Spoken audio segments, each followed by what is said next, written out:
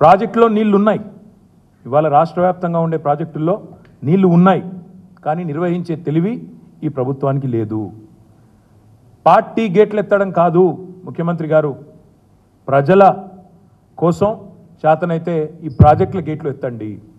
Party గేట్లు ఎత్తడం, అదే పనిలో రాజకీయాలు చేయడం కాదు, ప్రజల కోసం ప్రాజెక్టుల గేట్లు ఎత్తండి.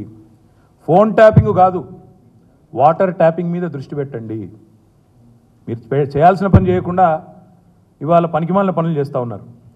సాగర్లో నీళ్లున్నాయి, నాగార్జున సాగర్లో డ్రింకింగ్ వాటర్ కోసం. సింగూరులో నీళ్లున్నాయి, ఎల్లంపల్లిలో నీళ్లున్నాయి, ఉస్మాన్ సాగర్లో నీళ్లున్నాయి, హిమాయత్ సాగర్లో నీళ్లున్నాయి. మరి రాష్ట్ర రాజధానిలో ప్రజలు ట్యాంకర్లు ఎందుకు బుక్ చేసుకోవాలండి? ఇన్ని నీళ్లు చుట్టూతా ఉండంగా ఎందుకు ప్రజలు ట్యాంకర్లు కొనాల్సిన దుస్థితి ఉంటుందో ముఖ్యమంత్రి గారు చెప్పాలా. నేను నిర్దిష్టంగా చెప్తా ఉన్నా, ఇవాళ ఎన్ని నీళ్లు ఉన్నాయో కూడా చెప్తాను మీకు.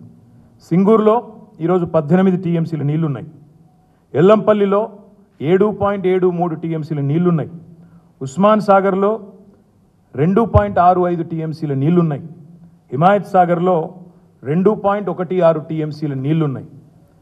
సాగర్ విషయానికి వస్తే, నాగార్జున సాగర్ విషయానికి వస్తే ప్రస్తుత నీటి మట్టం సాగర్లో 513 ఈరోజు.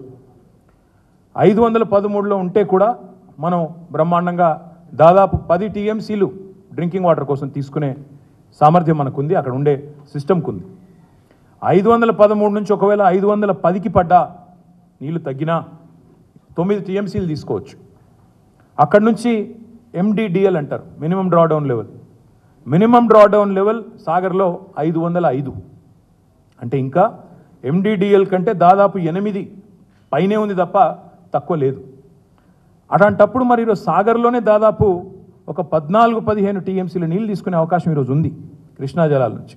నిజం చెప్పాలంటే కొన్ని సందర్భాల్లో గతంలో ప్రభుత్వాలు MDDL కంటే ఇంకా 10 కిందికి పడ్డా, 505 నుంచి 495కు పడ్డా ఎమర్జెన్సీ పంపింగ్ కూడా చేసి ప్రజల గొంతెండకుండా కాపాడిన నేపథ్యం గతంలో ప్రభుత్వాలు చేసినాయి. మేము చేసాం, ఇతరులు కూడా చేశారు. ఈ ప్రభుత్వానికి మాత్రం ఆ తెలివితేటలు కూడా లేవు. వాస్తవం ఏంది? KRMBకి ప్రాజెక్టులు అప్పచెప్పారు, నాగార్జున సాగర్ అప్పచెప్పారు. ఇవాళ అక్కడ నీళ్లు తీసుకోవాలంటే ఢిల్లీ వాడి ముందు బిచ్చం అడుక్కున్నట్టు నీళ్ల కోసం కూడా, తాగునీళ్ళ కోసం కూడా అడుక్కునే దుస్థితి తెచ్చింది రేవంత్ రెడ్డి ప్రభుత్వం. వాళ్ళని బతిలాడుకోవాల్సిన పరిస్థితి వచ్చింది. సాగర్లో మేము డిజైన్ చేసాం, మేము అందరం పోయి చూసినాం, మా టీం మొత్తం పోయాం మేము సుంకిశాలకి. తలసాని గారు, వివేక్ గారు, గోపి గారు, గాంధీ గారు, మొత్తం నగర ఎమ్మెల్యేలు, డిప్యూటీ స్పీకర్ ఆనాడు పద్మారావు గారు, అందరం కలిసిపోయినాం. ఒక 4-5 ఏళ్ల కిందట సుంకిశాలలో డెడ్ స్టోరేజ్లో కూడా మనకి నీళ్లు తీసుకునే విధంగా ఒక ప్రాజెక్టును డిజైన్ చేసి అది దాదాపు 75-80% పూర్తయింది ఆ ప్రాజెక్టు.